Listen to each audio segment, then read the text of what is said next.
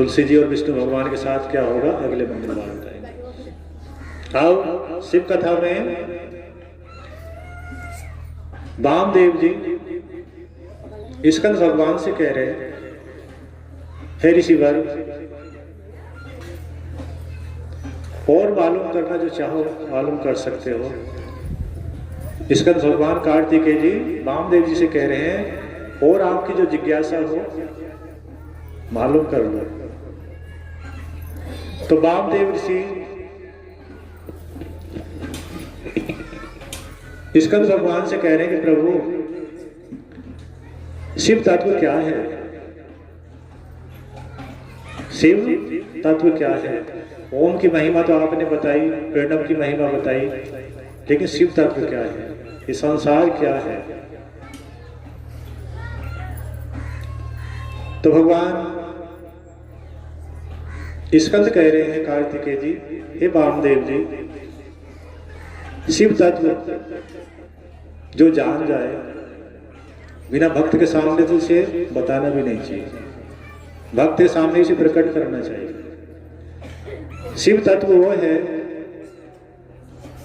जो सारा संसार है, सारी सृष्टि है, वो शिव है। शिव तत्व में जैसे आकाश में सूर्य दिखाई देता है और सूर्य का प्रकाश सभी जगह पड़ता है,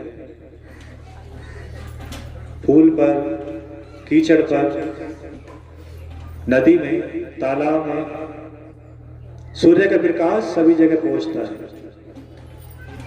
सूर्य की गर्मी भी सभी जगह होती है,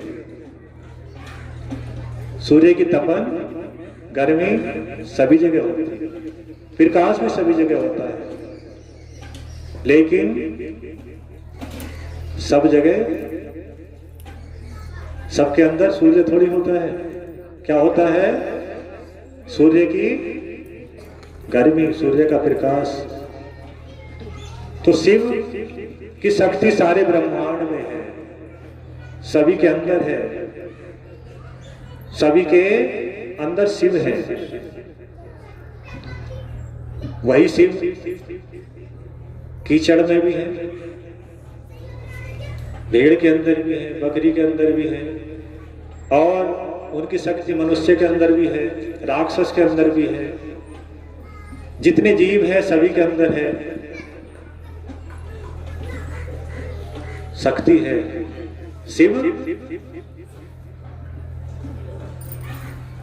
शिव नहीं है।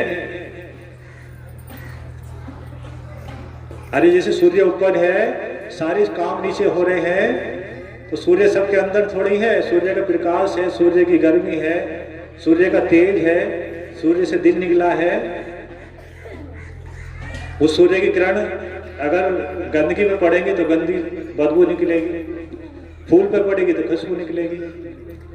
उस सूर्य की हवा में चलेगी, हवा पे पड़ चलेगी और हवा गर्म हो जाएगी। सूर्य का प्रकाश अगर हवा पे पड़ा, हवा गर्म, और अग्नि में पड़ा तो अग्नि शीतलता में आएगी कुछ। और जैसे जैसे सूर्य का प्रकाश जहां पड़ेगा, जिस चीज पर पड़ेगा, गंदगी में पड़ेगा दुर्गंध निकलेगी, खशबू पड़ेगा सुगंध निकलेगी, जल में पड़ेगा तो भाप निकलेगी, बादल बनेंगे।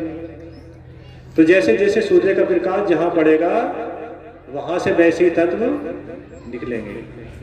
तो जैसे ही भगवान की शक्ति है, भगवान की शक्ति राक्षस के अंदर भी, दानव के अंदर भी, मानव के अंदर भी, घोड़े के अंदर भी, सुअर के अंदर भी, सबकी शक्ति एक जैसी है। लेकिन जैसे कर्म जिसके हो, जैसे कर्म जिसके हो,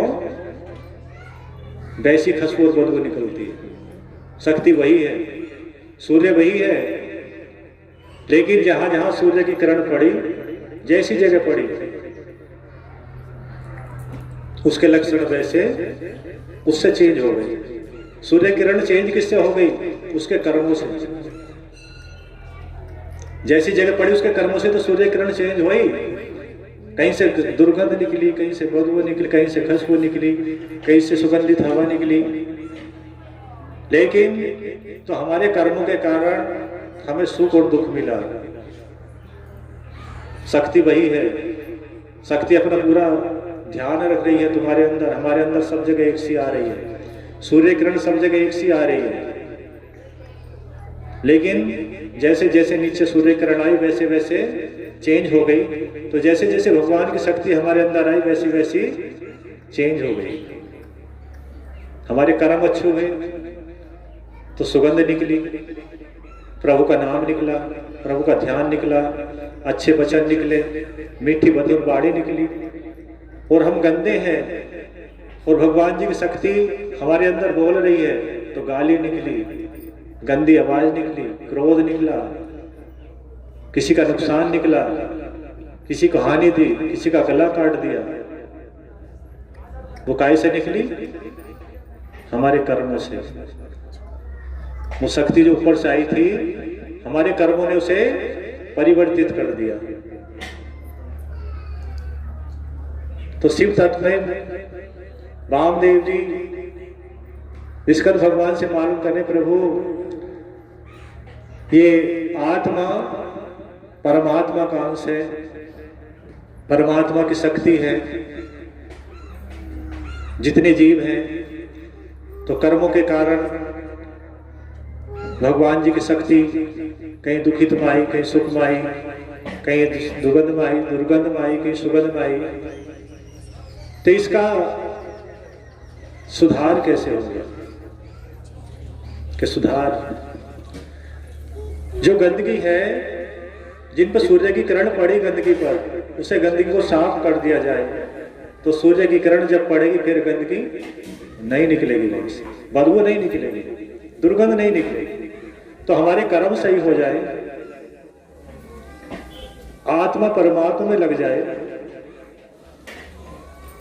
शिव नाम रटते रहे, ओम नमः शिवाय का जाप करते रहे, तो हमारे अंदर से जो सुगंध निकलेगी, भगवान की जो शक्ति हमारे अंदर लगी है वो सुगंध फेंकेगी, दुर्गंध नहीं।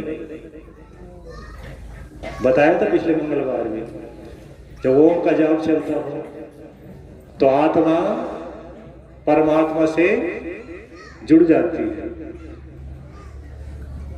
अरे ऊपर से खुशबू चली और नीचे से भी निकली तो दोनों एक हो गई ना, और ऊपर से खुशबू चली नीचे से दुर्गंध निकली तो अलग हो गई। साथ हुआ एक दूसरे का। साथ तभी हो सकता है जब दोनों एक जैसे हों। एक जैसे नहीं होंगे तो साथ नहीं होगा। एक बीड़ी पीने वाला हो तेज और एक ना पीने वाला हो, तो ना पीने वाला नाक बंद कर ले, दुर्गंध आ रही है ना, ऐसा उससे सहन नहीं होती। कोई सिगरेट का धुआं मार रहा और दूसरा पीता नहीं तो नाक बंद कर लेगा। तो हमारी गालिगी, हमारी गंदगी, हमारे बुरे कर्म भगवान जी को प्रिय नहीं लगते। भगवान जी भी अपनी आंख उधर से बंद कर ले, चल ऐसी दुर्गंध में सहन नहीं करता। मुझे तो अच्छे अच्छे पदार्थ चाहिए, अच्छी खुशबू चाहिए, अच्छे विचार चाहिए, अच्छा व्यक्ति चाहिए, अच्छा पुत्र चाहिए। किसी का पुत्र धूल में लेट आए, बाहर कीचड़ लगा लाए, तो क्या उसे उठा के गोद में ले लोगे? पहले गंदगी सफा करोगे, कपड़े झाड़ोगे, मुंह धोगे, हाथ धोगे, तब गोद में उठाओगे। ये आती है ना, आजा बेटे, गारे में सना हुआ, कीचड़ में सना हुआ उठा के गोद में थोड़ी ले लेंगे। ऐसे भगवान जी है। तो इसका भगवान वामदेव जी से कह रहे कि जब तक जीव की गंदगी दूर ना हो तो भगवान जी नहीं अपनाते। जैसे एक मां नहीं अपनाने को तैयार, अरे तुम अपनाने को तैयार नहीं। बाहर से बच्चा गंदा होकर आए तो गोद में उठाने को तुम तैयार नहीं, तो भगवान जी को उठा लेंगे।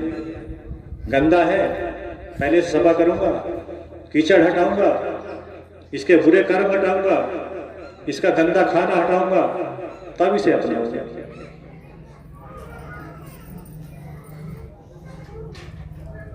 अगर कहीं यज्ञ करने गए, गुरु जी के साथ जाते थे बचपन से, यज्ञ होना जरूरी था। जैसे किसी के घर गए, तारीख रखी हुई है और यज्ञकर्ता की पत्नी किसी कारण से कुछ गड़बड़ हो गया, तो गुरु जी कहते थे एक तरफ बैठा हो, पहले इस पर गंगा जल छिड़को तब यज्ञ में बैठा हो। और बैठाना जरूरी है, यज्ञ होना जोड़ी से होना है। तो गुरु जी पहले जल का छींटा लगाते थे धूप से, तब यज्ञ में बैठाते। तो वही भगवान है। भगवान जी पहले हमें तुम्हें शुद्ध करेंगे तब अपने पास बैठाएंगे। जब तक गंदगी है तो तुम आत्मा ही बने रहोगे, हम भी आत्मा ही बने रहेंगे। जिस दिन गंदगी हट गई तो भगवान झाड़ झूड़ के परमात्मा बना लेंगे। तो वामदेव को स्कंद भगवान बार बार कह रहे हैं कि ऋषिवर, जब तक जीव गंदगी में है, गंदे विचार है, गंदी आदत है, किसी की हानि करता है, तब तक भगवान नहीं अपनाते। वो भगवान जी से अलग ही रहेगा। है शक्ति भगवान जी की। माँ का बेटा है जो बाहर से कूद का आया, जिसके कपड़े गारे में सने हैं, गंदगी में सने हैं, या पेट खराब हो गया है, तो माँ का बेटा, लेकिन गोद नहीं उठाने की जब तक उसकी धुलाई ठीक से न कर ले, कपड़े ना बदल दे। तो वही भगवान है, जब तक धुलाई हमारी ठीक से न कर ले ना, गंदगी सफा न कर ले, तब तक आत्मा को अपने अंदर नहीं करते कि बेटे बाहर ही रहे, बाहर ही कूदता रहे, आत्मा बनी रहे।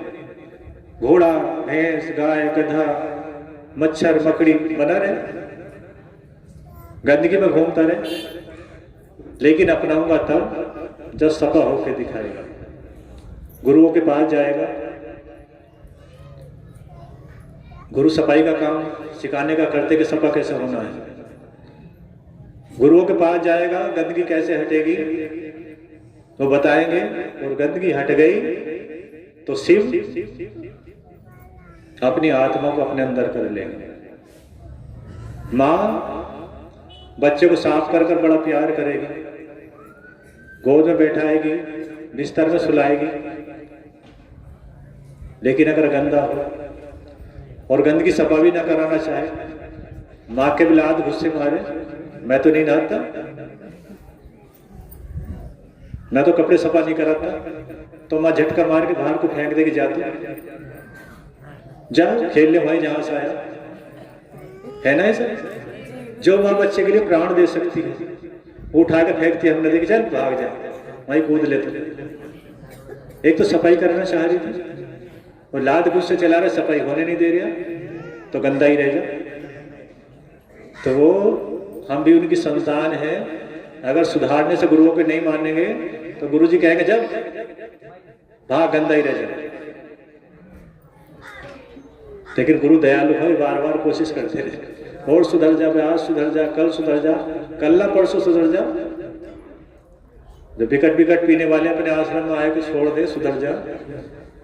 कोई कोई रह रहा ना, कोई कोई, तो उसे गुरु जी लगे रहे कि आज छोड़ दे, कल छोड़ दे, समझाते भी रहे। और हमारे पास आके तो कह दे ठीक है गुरुदेव अब नहीं पीने, अब नहीं पीने, कभी कहीं भले से पीने पर है तो कह दे जाएंगे, पर अधिकतर छोड़ दे। अपने आश्रम आने के बाद जब सुबह से शाम तक पूजा में रहेंगे तो गंदगी खत्म हो जा कि इसे नहीं पीने का। अब तो भैया आश्रम में बड़ी मौज रही थी, सुबह से शाम तक पूजा में ही लगा रहेगा। अब सुबह आए तो शाम हो गई तो पीने को मन क्यों करेगा। सुबह से अब तक पूजा चल रही, पूजा में मन लग रहा तो पीने से तो मन हट ही जाएगा। तो वामदेव ऋषि को स्कंद भगवान कह रहे हैं कि मेरा जीव, शिव कहते हैं मेरा जीव मेरा अंश है, मेरा अपना है, सारा चराचर मेरा है, सारा ब्रह्मांड मेरा है, सब मैं हूं, सब शिव है। लेकिन जो शिव तत्व बताया स्कंद भगवान ने वामदेव जी को, ये बहुत दुर्लभ है, ऋषियों के मुख से सुनने को मिल सकता है। और इसमें लिखा है कि बिना भक्त के सामने तो इसे सुनाना भी नहीं चाहिए, इससे भक्त की भक्ति कई गुना बढ़ जाती है। जो भक्त नहीं वो भक्त बन जाते हैं। जो राक्षस है इस शिव तत्व को सुनकर राक्षस नहीं रहते, देव तत्व में आ जाते हैं। तो भगवान इसका वामदेव जी को शिव तत्व सुना रहे हैं। वामदेव जी कहते धन्य हो गया मैं प्रभु। अब देखो जो ऋषि, ब्रह्म ऋषि, देव ऋषि, वो ज्ञान और लेना चाहते हैं, लेकिन जहां ऐसे भी भगवान जी के पुत्र हैं जो थोड़ा सा ज्ञान लिया और वो लेना नहीं चाहते, और तो बहुत हो गया हमारे पास, अब चल लेंगे दरबार लगाएंगे, कहीं पुजारी बनेंगे, सिर हिलाएंगे, कहीं चल लें, थोड़ा सा मिला अपना काम जोड़ देंगे चलो। लेकिन जो देव ऋषि हैं, महर्षि हैं, ब्रह्म ऋषि हैं, वो ढोंग ड्रामा भी नहीं करते और ज्ञान की तलाश में लगे रहते हैं, और मिले। तो वामदेव इतने बड़े ऋषि होने के बाद भी स्कंद भगवान से शिव चर्चा कर रहे हैं, ज्ञान ले रहे हैं और बोल रहे हैं कि मैं धन्य हो गया। हे भगवान स्कंद, आज आपने मुझे शिव तत्व बताया। आज इस संसार में शिव क्या है, शक्ति क्या है, जीव क्या है, आत्मा क्या है, मुझे इसका सही से पता चल गया। आज मैं शिव तत्व को जान गया हूं कि सारा संसार शिव है, शिव की शक्ति है, शिव से अलग इस संसार में कुछ नहीं है। लेकिन कैसे कैसे जीव शिव से अलग हुआ, कैसे जीव शिव के पास पहुंचेगा, कैसे आत्मा परमात्मा बनेगी, इस ज्ञान को सुनकर मैं परमानंद में हो गया।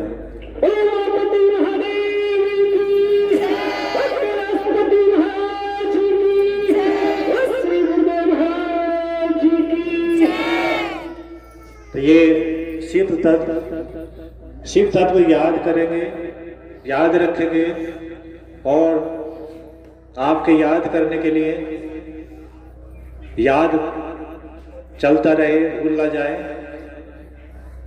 तो शिवानी भारद्वाज लगी है वीडियो बनाने में, तुम्हें दिखा देगी, यूट्यूब पे डाल देगी, जब याद ना आए तो याद कर दिया करो, अच्छे तपस्वी बन जाओगे। अभी 4-5 दिन पहले एक हमारी भक्तनी कह रही थी, गुरुदेव बहुत तेज दर्द था लड़के के पेट में, बहुत हालत खराब थी, आपके पूजा वाली वीडियो चला के दे दी, उसका दर्द तो खत्म हो गया। तो जब शिव चर्चा होती हो, शिव की कथा चल रही हो, यज्ञ चल रहा हो, आरती चल रही हो, तो उसके सुनने से आराम मिलता है। मिला था कल भी, आज भी मिल रहा और कल भी मिलेगा।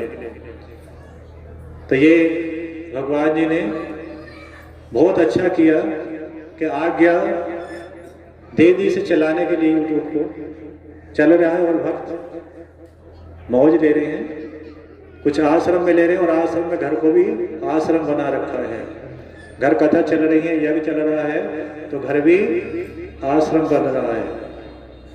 तो शिव तत्व याद रखेंगे, और जब भी फुर्सत मिले, टाइम मिले, जो गुरु जी ने बताई उन बातों को याद करेंगे, और अपने प्रभु के पास जाने की तैयारी रखेंगे। जब जाएंगे तो प्रभु के पास जाएंगे, और अलग कहीं नहीं जाएंगे। अब जल पिएंगे, खाना खाएंगे, तब जाएंगे।